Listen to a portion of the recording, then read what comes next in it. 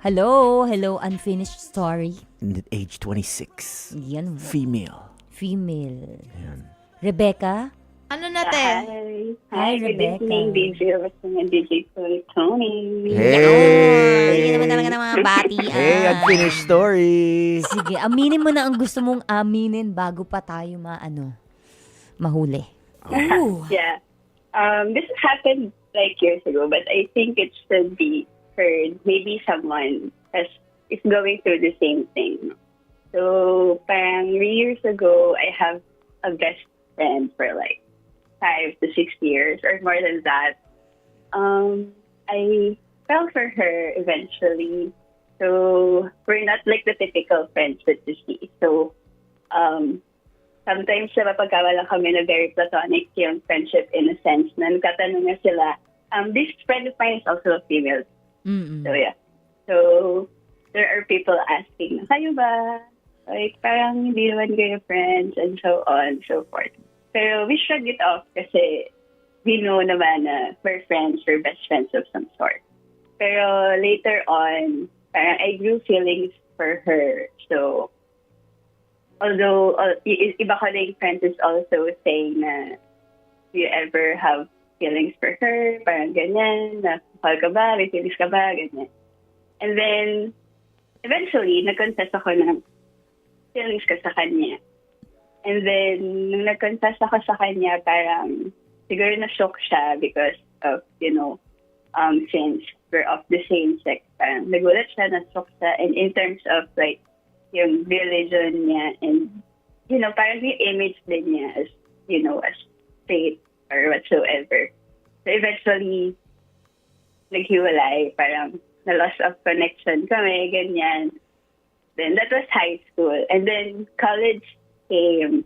So parang nasa UBEL kami, ganyan. So parang naging dorm mates kami of some sort.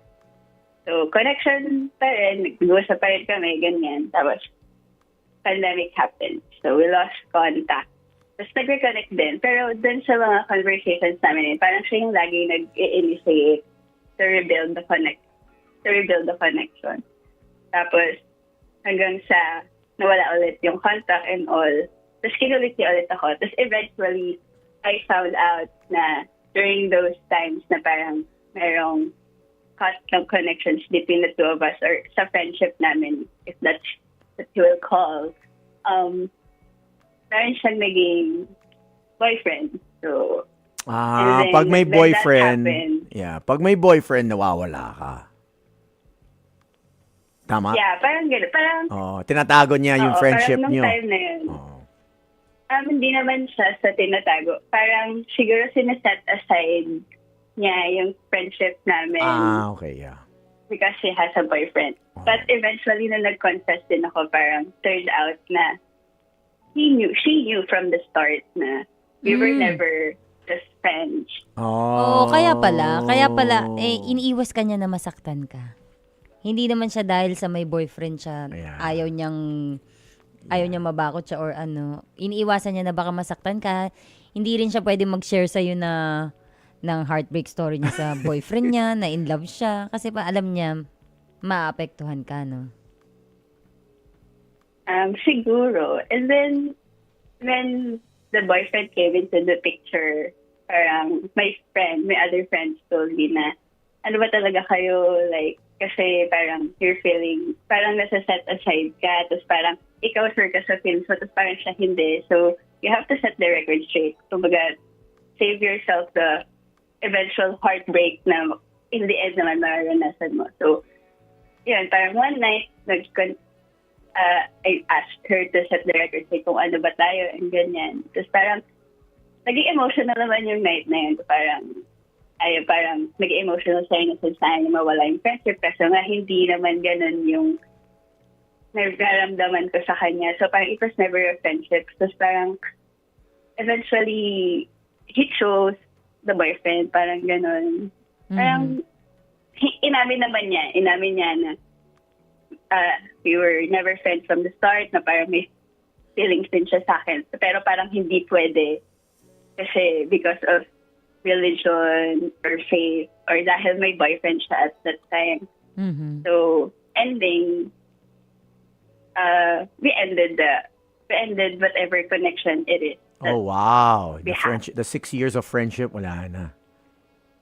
Wala, at the same time, yung feelings ko din, or whatever feelings na meron siya sa akin, or feelings na meron ako sa kanya. So, yun. Hindi So, naman parang- hindi naman siya parang friendship yung naging nangyari sa relasyon niyo. Parang hindi naman kayo mag-best friend kasi alam niyo parehas na ano eh. May feelings. Na may feelings kayo sa isa't isa eh. Parang ano lang, nilimitahan niyo lang na hanggang dun lang kayo pero na-enjoy niyo yung ano niyo, yung each other's company niyo kaya parang tinitreasure niyo din. Was she attracted to you as well? Did you find out yun na umamin ka? Sinabi niya may feelings din daw. Yeah. Nung Weird. night na yun, parang lumabas na she Ah. had feelings. Pero parang, hindi pwede kasi may boyfriend Religion ako, tapos may religion ko, and so on. So yun. So parang after that night, okay, so that's it.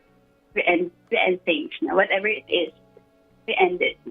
Parang to save myself din naman and to have your life as you want it to be. So, ayun. Oo. Hindi magbabago yan eh kung ayaw niya eh. Hopeless. Mhm. Hopeless romance. Diba? Hopyang lang. Eh, buti na lang nagkaaminan kayo, no? Kasi para man lang, hindi na nasasayang yung oras mo kakahintay sa kanya. Or, At saka may boyfriend na eh. Yeah. May boyfriend na rin eh. So, parang okay lang. Diba? Move on. Are you dating someone now? Unfinished story? Right now, I'm living happily naman. Para enjoying life din naman. Pero, okay naman. Parang, I learned from it din naman na parang, you should never settle for less. And you deserve a person naman na sure of you. Na parang reciprocated din yung feelings mo. Oo, Parang dapat. ganun. So, I think, okay din na nangyari din yun. And she seems happy naman based sa stories ng friends namin na nakikita siya around town and with the boyfriend din naman. So, I think we're living happily naman, our separate lives naman. And I wish her the best din naman after all of that. Oh, yun pala eh. At least. Are you still dating girls now or both? I haven't been attracted to anyone. I mean, I find someone pretty or pogi naman, pero parang it doesn't have like the connection that I want. Parang romantically ganyan. And I'm also parang din ako, parang medyo reserved din ako. Parang I'm also saving myself na parang is it the right time? Should I just enjoy things? Ganyan. Kasi parang gusto ko din na yung makikilala ko din is someone na sure din dun sa feelings na ibibigay ko. So, to avoid what happened in the past. Din. Pero hopefully, I find someone deserving din ng love ko and would also reciprocate the same thing for me. Yung mga younger batches ngayon eh, bihira sila nga mag-sex eh. Di ba? I think you're the generation na that's okay being single. Okay lang. Okay lang sa kanila na Yeah, I think so. oh, they may be the loneliest daw, but mas gusto nila maging single kaysa sa may partner na toxic. Mas okay sa kanila. That's why they're having less kids, less marriages in the world. Kasi itong mga younger batches, mas okay sa kanila na solo traveling, solo eating. pa-aesthetic na yung mga bata. Oh, iba talaga sila. Kaya nga. Iba. Parang, sa bagay, bata ka pa naman eh, no? Oo. 26 years old. Bata So, pa. okay lang na hindi ka magmadali. Oo. Pero, pag umabot ka ng 30, ewan ko na lang baka magmadali ka. Baka bigla ka mataranta. Uy, 13 na, ano pa rin ako, nag-e-enjoy pa rin ako. Untold story, mahilig ka ba sa mga 30-year-olds? Baka, you never know. Mag-date ka ng mas matanda. More mature. Siguro. Kasi parang at this point, gusto din is more of stable na rin eh. Parang we're not on the phase na laro pa eh. So parang we're looking for someone na serious din naman. I think, yeah, medyo mature din naman. I feel like mature na stable, financially stable, medyo more mature, has more experience in life. Feeling ko yun ang ano mo eh. Yun ang Oo nga. match sa'yo. Oo, pero wag ka masyadong reserved kasi parang sabi mo hindi ka na masyadong naa-attract pa. Parang matatagal lang bago ka ma-attract dahil sa sobrang mong reserve. I-open mo yung sarili mo, hindi naman sinabing jowain mo, i-date mo, pero bigyan mo ng chance yung mga tao na sa tingin mo parang may gusto sa'yo. Magbigay ka ng chance kasi hindi ka naman romantically involved agad sa isang tao pagkakita mo eh.